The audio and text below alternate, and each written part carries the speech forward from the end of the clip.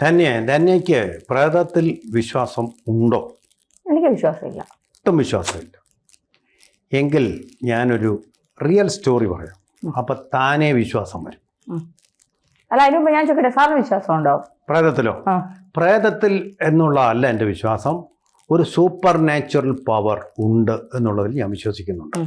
ഒരു super natural power എന്ന് പറഞ്ഞു കഴിഞ്ഞാൽ നമ്മളിപ്പോൾ ഈ ലൈറ്റ് ഓഫ് ചെയ്യും, ഇതിലെ ലൈറ്റ് അങ്ങ് പോകുന്നു എന്ന് വിചാരിച്ചാൽ അതിൽ വൈദ്യുതി ഇല്ലാതിരിക്കുന്നുണ്ടോ എന്ന് പറഞ്ഞ പോലെ ഒരു സൂപ്പർ നാച്ചുറൽ സ്പിരിറ്റ് ഒരാൾ മരിച്ചു കഴിഞ്ഞാലും അവശേഷിപ്പിക്കുന്നുണ്ട്.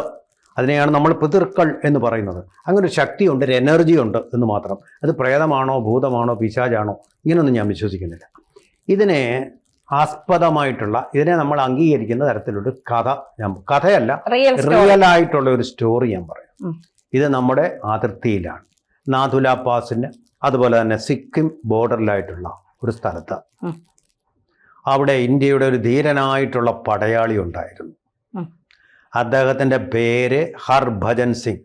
നമ്മുടെ ക്രിക്കറ്റിലെ ബോളർ ഹർഭജൻ സിംഗ് അല്ല, പേര് അതുണ്ടെന്നേ ഉള്ളൂ, ആ നാമധാരിയാണെന്നേ ഉള്ളൂ. ഇദ്ദേഹം 1946 പഞ്ചാബിൽ ജനിച്ച ഒരു പട്ടാളക്കാരൻ. ഈ പട്ടാളക്കാരൻ ആ ബോർഡിൽ അവിടുത്തെ പഞ്ചാബ് റെജിമെൻറ്റിൽ കാര്യമായിട്ടുള്ള സേവനം ഇന്ത്യക്ക് നൽകിയതാണ്. ചൈനയുമായിട്ടുള്ള ഏറ്റുമുട്ടലുകളിൽ അതിധീരമായി പോരാടി ചൈനീസ് സൈന്യത്തെ അവിടുന്ന് തുരത്തിയ ഒരു ധീരനാണ്. ഒരുപാട് ചൈനീസ് പട്ടാളക്കാരെ വകവരുത്തുകയും ചെയ്ത നല്ല മിടുക്കനായിട്ടുള്ള ഒരു പട്ടാളക്കാരൻ, ധീര പോരാളി. അങ്ങനെയുള്ള ഒരു മനുഷ്യനാണ് ഇദ്ദേഹം. അങ്ങനെ പോരാട്ടങ്ങൾ നടത്തിയ അദ്ദേഹം വളരെ പ്രധാനപ്പെട്ട റോളുകളിലൊക്കെ പ്രവർത്തിച്ചിട്ടുണ്ട്. കാരണം അവിടുത്തെ ഈ റോഡുകളൊക്കെ വെട്ടുക എന്ന് പറയുന്ന ബോർഡർ റോഡ്സ് ഓർഗനൈസേഷനാണ്. ഈ ബോർഡർ റോഡ്സ് ഓർഗനൈസേഷനെ അവിടുത്തെ നാട്ടുകാർക്ക്, അവരുടെ സിഖുകാർ കൂടാതെ തന്നെ ബുദ്ധിസ്റ്റുകളുണ്ട്, ബുദ്ധിസ്റ്റുകൾ കൂടാതെ അവിടുത്തെ നാട്ടുകാരായിട്ടുള്ള ആൾക്കാരുണ്ട്. ഈ നാട്ടുകാർക്കെല്ലാം വളരെയധികം കാര്യമാണ് ഈ ബോർഡർ റോഡ്സ് ഓർഗനൈസേഷൻ എന്ന് പറയുന്ന സംഘടന. എന്താ കാര്യമെന്ന് അറിയാമോ?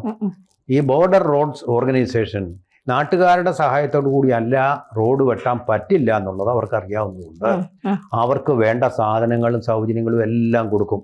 ഉദാഹരണത്തിന് ഈ അതിർത്തിയിലെ റോഡിൽ പോകുമ്പോൾ ഈ വെള്ളം എന്ന് പറയുന്നത് ഫ്രോസൺ ആയിരിക്കും, മഞ്ഞുകട്ട പോലെ ആയിരിക്കും കിട്ടുന്നത്.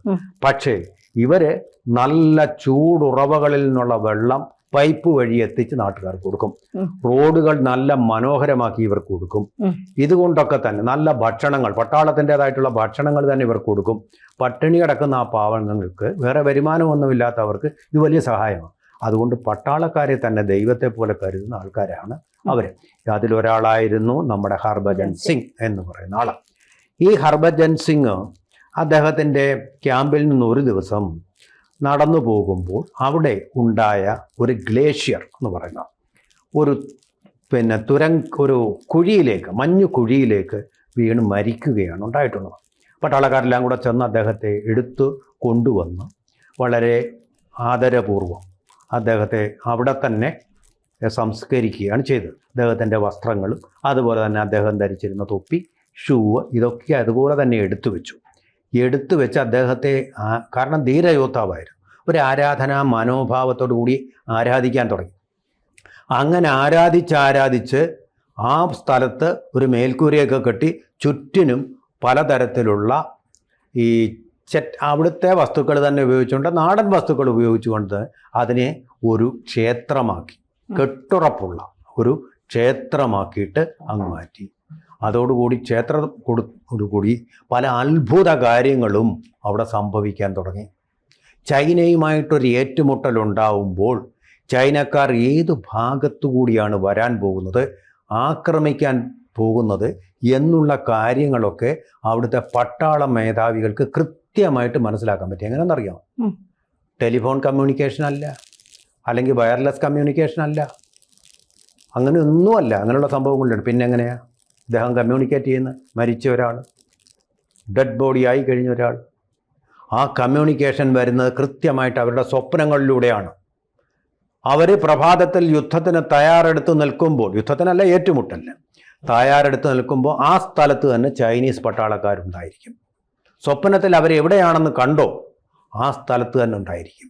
അങ്ങനെ ഒരു തരം ടെലിപ്പതി പോലുള്ള ഒരു കമ്മ്യൂണിക്കേഷൻ അത് 1-2 ദിവസമല്ല, സ്ഥിരമായിട്ട് കിട്ടിക്കൊണ്ടിരിക്കുന്നത് കൊണ്ട് ഇവരുടെ ആരാധന അങ്ങ് വർദ്ധിച്ചു. അപ്പോൾ അവരാരും ഔദ്യോഗികമായിട്ട് സ്ഥിരീകരിക്കാൻ പറ്റില്ല അദ്ദേഹത്തിൻ്റെ പ്രേതം വന്ന് സഹായിക്കുന്നു, ഒന്നും ചെയ്യാൻ പറ്റില്ല. പക്ഷേ ഒരു സൂപ്പർ നാച്ചുറൽ പവർ ഉണ്ടെന്നുള്ള ബോധ്യം അവരിൽ രൂഢമൂലമായി. അതിൻ്റെ ഫലമായിട്ട് എന്ത് സംഭവിച്ചു എന്നറിയാമോ? പട്ടാളക്കാരവിടെ മീറ്റിംഗ് കൂടും. ബാരക്കിലെ പട്ടാളക്കാരെല്ലാം കൂടെ സൈനിക മേധാവിയുടെ നേതൃത്വത്തിൽ അവിടെയും മീറ്റിംഗ് കൂടും. ആ മീറ്റിങ്ങുകളിൽ ഈ ഹർഭജൻ സിംഗിന് വേണ്ടി ഔദ്യോഗികമായിട്ട് തന്നെ ഒരു കസേര ഒഴിപ്പിച്ചിടുന്നത്. രേഖകളിലൊന്നും അതുണ്ടാവില്ല, പക്ഷെ കസേരകളിൽ അതുണ്ടാവും. അവിടെ നമ്മൾ തീരുമാനമെടുക്കുന്നതിൻ്റെ പിന്നിൽ അദ്ദേഹത്തിൻ്റെ ആത്മാവ് ഒരു സൂപ്പർ നാച്ചുറൽ പവറായിട്ട് അല്ലെങ്കിൽ ഒരു അതീന്ദ്രിയ ശക്തിയായിട്ട് പ്രവർത്തിക്കുന്നുണ്ടെന്നാണ് ഇന്ന് വരെ ഈ ശാസ്ത്രയുഗത്തിലും ഈ AI യുഗത്തിലും ഇത് തന്നെ സംഭവിച്ചുകൊണ്ടിരിക്കുന്നു. കൃത്യമായിട്ടുള്ള തീരുമാനങ്ങൾ എടുത്ത് അവർക്ക് മുന്നേറാൻ കഴിയുന്നു. അതുകൊണ്ടാണ് ചൈനയ്ക്ക് ഈ നാഥുല പാസിൻ്റെ അടുത്തൊന്നും അധികം കളി കളിക്കാൻ പറ്റാതിരിക്കുന്നതെന്നാണ് ജനങ്ങളുടെ വിശ്വാസം. സിക്കിം എന്ന് പറയുന്നതിനെ കൈക്കലാക്കാൻ വേണ്ടി അവർ ആവുന്ന പണി 56 നോക്കിയിട്ടുണ്ട്. ഒന്ന് തൊടാൻ പോലും ഇതുവരെ കഴിയാതിരിക്കുന്നതിൻ്റെ കാര്യം ആ ഹർഭജൻ സിംഗ് എന്ന് പറയുന്ന ആളുടെ അതീന്ദ്രിയമായിട്ടുള്ള ആ ശക്തി തന്നെയാണെന്നുള്ള വിശ്വാസം എല്ലാ പട്ടാളക്കാരും. ഈ കഥ എന്നോട് പറഞ്ഞത് അവിടെ നിന്ന് വന്ന ഒരു പട്ടാളക്കാരനാണ്. അപ്പോൾ ഇത് റിസർച്ച് ചെയ്ത് നോക്കിയപ്പോൾ ഇതിൽ AIയിലും എല്ലാ കാര്യത്തിലും ഈ കാര്യം സ്ഥിരീകരിച്ചിട്ടുണ്ട്. മനോഹരമായ ഒരു ക്ഷേത്രം അവിടെ ഒരുക്കുന്നുണ്ട്. ഇതിൻ്റെ വലിയൊരു സിഖുകാരൊക്കെ അവിടെ പോകാറുണ്ട്, അവർക്ക് ആരാധിക്കുക. ഹിന്ദു ക്ഷേത്രങ്ങളിലും അവർ പോകാറുണ്ട്, അവരുടെ ക്ഷേത്രങ്ങളിൽ നമ്മൾ പോകാറുണ്ടല്ലോ. ഗോൾഡൻ ടെമ്പിളിൽ നമുക്കും പോകാം, ഒരു കുഴപ്പമില്ല. പക്ഷേ ഇതിൽ ഏറ്റവും അത്ഭുതകരമായ ഒരു വസ്തുത എന്ന് പറഞ്ഞാൽ ഹർഭജൻ സിംഗ് ആരെയാണോ തോൽപ്പിച്ചത്, ആരെയാണോ കൊന്നതും അവരും വന്ന് ഇവിടെ തൊഴുന്നുണ്ട്. ആരെന്നറിയാമോ? ചൈനക്കാർ ഈ അമ്പലത്തിൽ ഭക്തന്മാരായിട്ട് വന്ന് തൊഴുതിട്ട് പോകും, ബഹുമാനിക്കും. ഇനി വലിയൊരു മിസ്റ്ററിയും കൂടെ ഇവിടെ ചൂടുന്നു നിൽപ്പുണ്ട്. ആ മിസ്റ്ററി എന്ന് പറയുന്നത് ഈ നേരത്തെ പറഞ്ഞല്ലോ, അദ്ദേഹത്തിൻ്റെ വസ്ത്രങ്ങൾ, എല്ലാ സാധനങ്ങളും അതിനകത്ത് തന്നെ സൂക്ഷിച്ചിരിക്കുന്നത്. അദ്ദേഹത്തിൻ്റെ ഒരു ഫോട്ടോയും വെച്ചിട്ടുണ്ട്. ഒന്നിൽ കൂടുതൽ ഫോട്ടോയിലും അവിടെ വെച്ചിട്ടുണ്ട്. പക്ഷേ ഈ ഷൂകളെ, വസ്ത്രങ്ങളെല്ലാം നല്ല വെടിപ്പായിട്ട് മഞ്ഞുമൊക്കെ വീഴാതെ തന്നെ സൂക്ഷിച്ചാണ് അവിടെ വയ്ക്കുന്നത്. ഈ സിഖുകാരെ സംബന്ധിച്ചിടത്തോളം ഈ ഷൂ പോളിഷ് ചെയ്യുക എന്ന് പറയുന്നത് വളരെ ദിവസവും നമ്മൾ പല്ല് ബ്രഷ് ചെയ്യുക എന്ന് പറയുന്ന പോലെ അത്യാവശ്യമായിട്ട് ചെയ്യേണ്ട ഒരു കാര്യമാണ്. എല്ലാ രാത്രിയിൽ ഷൂ പോളിഷ് ചെയ്ത് നല്ല മിനുങ്ങണം. അത് മിനുങ്ങിയാലേ അവർക്ക് തൃപ്തിയാവും. നല്ല മിനുക്കത്തിലാക്കി വെച്ചിട്ടാണ് അവർ പോകുന്നത്. പിറ്റേ ദിവസം രാവിലെ തൊഴാൻ വരുമ്പോൾ ഉണ്ടല്ലോ, എന്താ സംഭവിക്കുന്നതെന്നറിയാമോ? അത് മുഴുവൻ ചെളിയായിട്ടിരുന്ന് കാണും. കാരണം അങ്ങോട്ട് പോകുമ്പോൾ അതിൻ്റെ അതിർത്തിയിലേക്ക് പോകുമ്പോൾ നല്ലപോലെ ചെളിയുള്ള പ്രദേശമാണ്. ചെളിയും മഞ്ഞും എല്ലാം കലർന്നു. ആ മഞ്ഞ് കുഴഞ്ഞ ചെളി ഈ ഷൂവിലിരിക്കുന്നതായിട്ട് കാണാം. ഷൂ അപ്പോൾ ഇതിൻ്റെ പിന്നിൽ ഒരു ദിവ്യാത്ഭുതമുണ്ട്, ഒരു മിറാക്കിൾ ഉണ്ട് എന്ന് തന്നെ അവർ വിശ്വസിക്കുന്നു. നമുക്കിപ്പോൾ എവിഡൻസ് എന്ന് പറഞ്ഞാൽ ഉണ്ട് എന്നുള്ളതിന് തെളിവില്ല, പക്ഷേ ഇല്ല എന്നുള്ളതിനും തെളിവില്ല. ഇതെങ്ങനെ വരുന്നു എന്നുള്ളത് ഇതുവരെ മിസ്റ്ററിയാണ്. മിസ്റ്ററി എന്ന് പറഞ്ഞാൽ ദുരൂഹതയാണ്. ആർക്കും ഇതിൻ്റെ ശാസ്ത്രീയത പറയാൻ കഴിഞ്ഞിട്ടില്ല. അപ്പോൾ ആ തരത്തിൽ ഒരു ദിവ്യാത്ഭുതം നമ്മുടെ അതിർത്തി. ഇത് മാത്രമല്ല, ഒരുപാട് പട്ടാളക്കാരുടെ കാര്യത്തിൽ അവർ ഗാർഡിയൻ ഏഞ്ചലിനെ പോലെ, അതായത് കാവൽ മാലാഖയെ പോലെ നമ്മുടെ പട്ടാളക്കാരുടെ വീര്യം വർദ്ധിപ്പിക്കുന്നുണ്ട്. അവരെ മുറയിൽ ബൂസ്റ്റ് ചെയ്യുന്നുണ്ട് എന്നുള്ളൊരു സത്യം. ഇനി ഒരു അവസാനമായിട്ടൊരു കാര്യം കൂടെ ഞാൻ പറയും. എന്ന് പറയുന്ന ആളിനെ കേട്ടിട്ടുണ്ടോ? തിരുവനന്തപുരത്തുണ്ടായിരുന്ന ആളാണ് മുഷ്താഖ് അലി എന്ന് പറയുന്ന സത്സംഗത്തിൻ്റെ ആൾ. അദ്ദേഹം the apprenticeship of a Himalayan yogi എന്നുള്ള പുസ്തകം എഴുതിയ ആളാണ്. ഫേമസ് ആയിട്ടുള്ള പുസ്തകമാണ്, ലോകം മുഴുവൻ അറിയപ്പെടുന്ന ആളാണത്. അദ്ദേഹം ഹിമാലയത്തിലേക്ക് ആദ്യമായിട്ട് കൂട്ടിക്കൊണ്ടുപോയത് നിങ്ങളുടെ സ്ഥലത്ത് നിന്ന് തന്നെ അതുവരെ കണ്ടിട്ടില്ലാത്ത ഒരാൾ വന്നു വാ എന്ന് പറഞ്ഞ് വിളിച്ചുകൊണ്ട് പോകാമെന്ന് പറയുന്നത്. അദ്ദേഹം ആരാണെന്ന് ഇന്നും അറിയില്ല. ഒരു ദൂതൻ വന്നു, ആരാണെന്ന് അറിയില്ല, ആർക്കും അറിയില്ല. അദ്ദേഹത്തിനെ ഹിമാലയത്തിലേക്ക് കൂട്ടിക്കൊണ്ടുപോയി. അവിടെ ചെന്ന് അദ്ദേഹം കുണ്ടലിനി യോഗമൊക്കെ പഠിച്ച് കുണ്ടലിനി ശക്തിയൊക്കെ തിരിച്ചറിഞ്ഞു. ഒരു പ്രഭാതത്തിൽ ഈ സരസ്വതിയാമം എന്ന് പറയുന്ന 3 മണിയാകുമ്പോൾ എണീക്കണമെന്ന്. അങ്ങനെ ഒരു സുപ്രഭാതത്തിൽ ഹിമാലയത്തിലെ മഞ്ഞാണ്. ആ മഞ്ഞിൽ കുണ്ടലിനി യോഗം ചെയ്തു കഴിഞ്ഞാൽ ഈ മഞ്ഞ് അറിയത്തില്ല, തണുപ്പും അറിയത്തില്ല. അത് നടന്ന് അദ്ദേഹം പോകുമ്പോൾ വെളുപ്പാങ്കാലത്ത് യുവാക്കളായിട്ടുള്ള ഒരു കൂട്ടം യോഗികൾ, അവിടെ വേറൊരു മാമ്പോലും ഇല്ലാത്ത സ്ഥലം, യതി ഉണ്ടെന്ന് പറയുന്നത് ഇതുവരെ ആരും ചൊവ്വേ നേരെ കണ്ടതായിട്ട് പറഞ്ഞിട്ടില്ല. യതി എന്ന് പറയുന്ന ഒരു മഞ്ഞു മനുഷ്യൻ, അവിടെ അദ്ദേഹം നടന്നു പോകുമ്പോൾ ഒരു കൂട്ടം യോഗികൾ ഇങ്ങനെ വന്നു. അദ്ദേഹത്തിനെ കണ്ടിട്ട്, എന്താ ഞാനിവിടെ ബാബയുടെ കീഴിൽ ഞാൻ ശിഷ്യനായിട്ട് വന്നതാണ്, അല്ല ഇങ്ങനൊന്നും ഇറങ്ങി നടക്കരുത്, അപകടമാണ്. അപ്പോൾ ഇദ്ദേഹം അവരോട് ചോദിച്ചു, നിങ്ങൾ എന്തിനാണ് അവിടെ നിൽക്കുന്നത്? അതായത് ഞങ്ങൾ പറയുന്നില്ല എങ്കിലും പറയാം, ഇന്ത്യൻ സൈനികരെ സഹായിക്കാൻ വേണ്ടിയിട്ട് നിയോഗിക്കപ്പെട്ടിട്ടുള്ള ആൾക്കാരാണ്. ഇതാണ് ഈ നാമമാത്രമായിട്ടുള്ള വസ്ത്രധാരണം ചെയ്ത് ആ മഞ്ഞിൽ കൂടി നടന്നു വരുന്ന ഈ യുവയോഗികൾ പോലും ഇന്ത്യയുടെ സഹായത്തിനായിട്ടുണ്ട് എന്നാണ് ആ പുസ്തകത്തിൽ അദ്ദേഹം കൃത്യമായിട്ട് പറഞ്ഞിട്ടുണ്ട്. ആ പുസ്തകം ഒന്ന് വായിച്ചു നോക്കിയാൽ മതി. അങ്ങനെ ഹിമാലയം എന്ന് പറയുന്നത് അതിൻ്റെ മടിത്തട്ടും അതിൻ്റെ താഴ്വരയും എല്ലാം മിസ്റ്ററികളുടെ കേന്ദ്രമാണ്. അപ്പോൾ അതിനെപ്പറ്റി പറയുന്നതൊന്നും നമുക്ക് തള്ളിക്കളയാൻ പറയും. ഇനി ഒരു കാര്യം കൂടെ പറയാം, സമയം കഴിഞ്ഞെങ്കിലും. ഷാൻഗ്രില എന്നൊരു സ്ഥലമുണ്ട് ടിബറ്റിൽ. അത് സായിപ്പ് തന്നെ എഴുതിയിട്ടുള്ളതാണ്. ആ സായിപ്പ് വിവരിച്ചിരിക്കുന്നത് അദ്ദേഹം യോഗ പഠിക്കാൻ അവിടെ പോയി. അവിടെ ഗുരുവിന് അദ്ദേഹം പഠിക്കാൻ ചെന്നപ്പോൾ പ്രായം 104. ആ സമയത്താണ് സൂര്യമസ്കാരമൊക്കെ പഠിച്ചിട്ട് അദ്ദേഹം പോയി. അതിനുശേഷം 14 വർഷത്തിന് ശേഷം ഗുരുവിന് എന്തു സംഭവിച്ചു എന്നറിയാൻ ചെന്നു. അവിടെ ആ ഷ്രൈനിൽ ചെന്നപ്പോൾ 14 വർഷം കഴിഞ്ഞെന്ന് ഓർക്കണം. 104 വയസ്സുള്ള ആ ഗുരുവിന് എത്ര വയസ്സായി കാണും? 118 ആയിട്ട് കാണല്ലേ.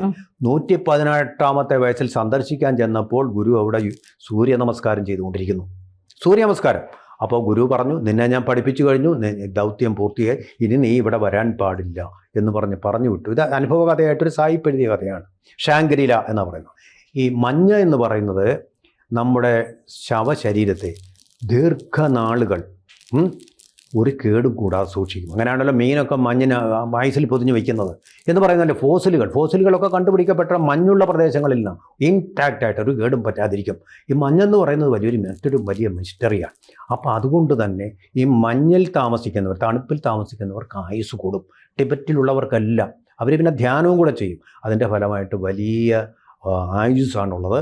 ഈ യോഗി 114ാമത്തെ വയസ്സിൽ, പുറം ലോകം അറിയാത്ത കാര്യങ്ങളാണ് ഇതൊക്കെ, അവിടെ സൂര്യ നമസ്കാരം ചെയ്തുകൊണ്ട് 118ാമത്തെ വയസ്സിൽ സൂര്യ നമസ്കാരം ചെയ്തുകൊണ്ട് പൂർണ്ണ ആരോഗ്യവാൻ. അദ്ദേഹത്തിൻ്റെ ആഹാരം എന്താണെന്നാണ് പറഞ്ഞിരിക്കുന്നത് അറിയാം? ഒരു കട്ട നെയ്യ് ദിവസവും, ഒരു കട്ട നെയ്യ്, അത് മാത്രമാണ് ആഹാരം. പിന്നെ വല്ലപ്പോഴും കിട്ടുന്ന സൂര്യപ്രകാശം. അങ്ങനെ മിസ്റ്ററികളുടെ നാടാണ്. അതുകൊണ്ട് തീർച്ചയായിട്ടും ഈ ബാബ എന്നാണ് ഇദ്ദേഹം അറിയപ്പെടുന്ന, ഹർഭജൻ സിംഗ്. അപ്പോൾ അദ്ദേഹത്തിൻ്റെ സൂപ്പർ നാച്ചുറൽ അസ്തിത്വം നമുക്ക് നിഷേധിക്കാൻ കഴിയുന്നതല്ല. അപ്പോൾ വിശ്വസിക്കുന്നുണ്ടോ ഭൗതികാതീത ശക്തികളിൽ, അൺനാച്ചുറൽ പവേഴ്സിൽ? നമ്മൾ അന്ധവിശ്വാസമല്ല ഇത് ശരിയായിട്ട് ഇപ്പൊ എങ്ങനെ വന്നു? സഹായിക്കാൻ അങ്ങനെ ഒരു ശക്തി ഉണ്ട് എങ്കിൽ തീർച്ചയായിട്ടും നല്ല കാര്യം തന്നെയാണ്. ഇന്ത്യൻ സൈന്യത്തെ സഹായിക്കാൻ ആ ശക്തി ഉണ്ട്. ആ ശക്തിയിൽ നമ്മുടെ എല്ലാ പട്ടാളക്കാരും, ചൈനക്കാർ പോലും, നമ്മുടെ ശത്രുക്കളായ ചൈനക്കാർ പോലും വിശ്വസിക്കുന്നുണ്ട് എന്നുള്ളതാണ് സത്യം.